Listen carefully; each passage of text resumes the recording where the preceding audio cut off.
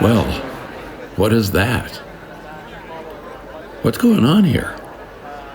What's going on is we are in Renton, Washington, just east of Seattle, and it's a commencement, a graduation commencement for Northwest University in Kirkland, which is a neighbor of Renton, Washington, and it's the graduation of our granddaughter, Hope Clements, the bachelor's degree in communications. That is the sound of anticipation. That's the sound of an ending and a beginning all at one time. And those are family and friends at a university commencement. Let's explore that idea and moment in time together here for just a minute. This is Dick Foth with Stories from the Road.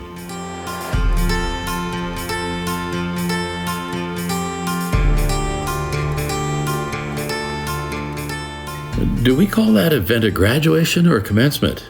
The answer, of course, is yes. It is both. Graduation says all of the academic requirements, the courses and classes have been completed in a particular area or discipline with adequate grades achieved to be awarded a bachelor's degree or a master's or a doctorate. Graduation says those years of effort are over. Then you hear this.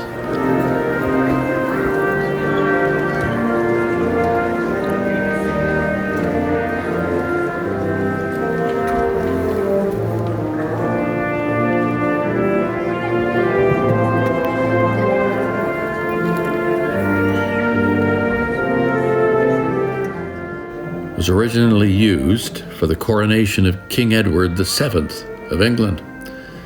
It's called Pomp and Circumstance. It was written by an English composer, Sir Edward Elgar, in 1901, after a line in Shakespeare's Othello. It says, "Pride, pomp, and circumstance of glorious war." I don't really know what that means, but that's what it says. He wrote 5 military marches for this coronation event, and this, what we call Pomp and Circumstance, is march number 1. As that music plays from the back of the auditorium, the procession starts. They, faculty and students, begin the long walk down the aisle. There, in this particular facility, there are several thousand people.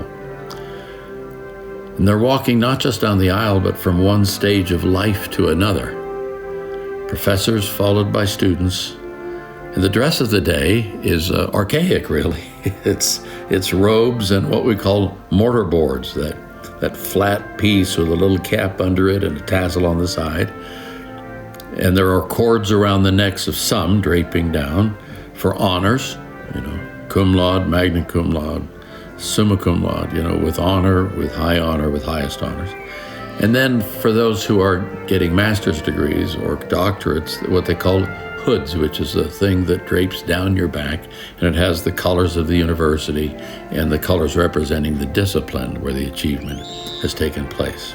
And what happens as the people start to walk is that the response of the audience increases.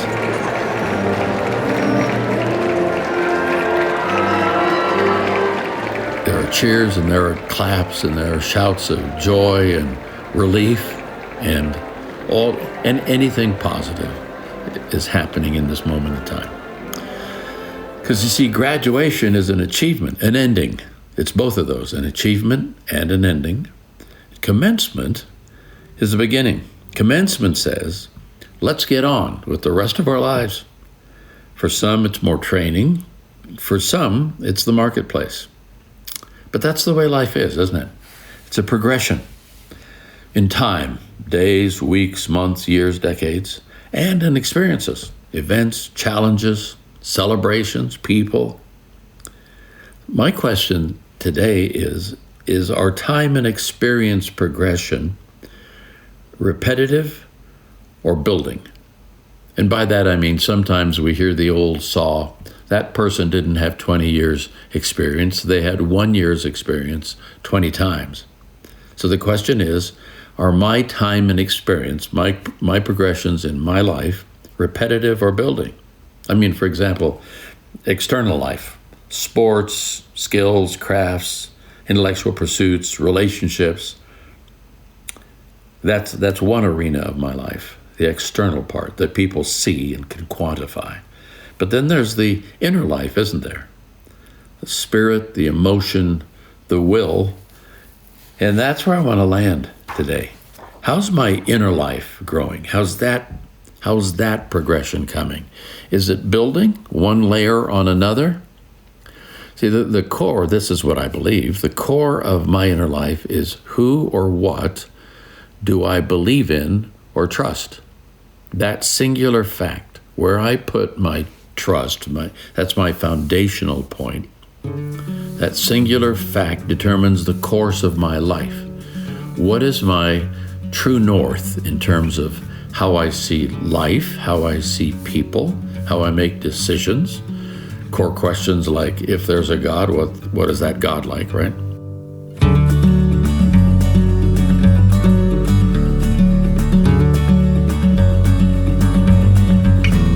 There was a religious hitman 2,000 years ago. His name was Saul, later became known as Paul, in Israel, where all of the upheaval, not all, but a huge upheaval is happening today. A war is being fought there. And Paul came face to face with this question, how his life would be rooted in a different place, or trust growing from different soil, believing in a different person, not in a set of traditions, but in a person. There's a wonderful letter that he wrote back in the day after he had switched what he trusted in, or who he trusted in. And it was a letter to the church in Rome. And Rome in the day would be sort of Washington, D.C. on steroids or something, right? Or pick any huge place like Paris or London or any of those capitals, Beijing. And this is what he says to Roman believers in Jesus. And I'm reading now from the Message, which is a paraphrase of Scripture. It's news I'm most proud to proclaim, this extraordinary message of God's powerful plan to rescue everyone who trusts him, starting with Jews and then right on to everyone else. God's way of putting people right shows up in the acts of faith, confirming what Scripture has said all along. The person in right standing before God, by trusting him, really lives. It's interesting that paraphrase comes from, that last part, comes from the unique original phrase in the Greek language, from faith to faith, that our lives grow from faith to faith. There's that progression. And some scholars say from faith to faith speaks of a progressive growing development of faith from one degree of faith to another, akin to ever-increasing glory. Ever-increasing glory is a phrase that was used in writing to the baby church in the south of Greece, a place called Corinth. Corinth was a wild city. Athens was a place where they thought deep thoughts and drove Bentleys, right? And southern Greece would be the place where they had wild parties and drove Maseratis, okay? And this is what he says to that little group in Corinth. And we all with unveiled face, beholding the glory of the Lord, are being transformed into the same image from one degree of glory to another. Sounds like faith to faith. For this comes from the Lord who is Spirit. My entire point for this little podcast is life is a progression. We grow, we learn, we achieve at certain levels. Then you have a marker that we call graduation. And that's the place where people cheer. When I cheer, if I'm the graduate, and others shout with joy and with encouragement. This is the same fellow Paul, years later, talking to his son in the faith, Timothy. He says it this way, I have fought the good fight, I have finished the race, I've kept the faith. Now, that's the graduation. Here's the commencement. Now there is in store for me the crown of righteousness, which the Lord, the righteous judge, will award to me on that day, and not only to me, but also to all who have longed for his appearing. Now that is something to shout about. Well, that's it for today, my friends. If you're a graduate, time to celebrate, shout, and cheer. And commence. Get after what lies ahead.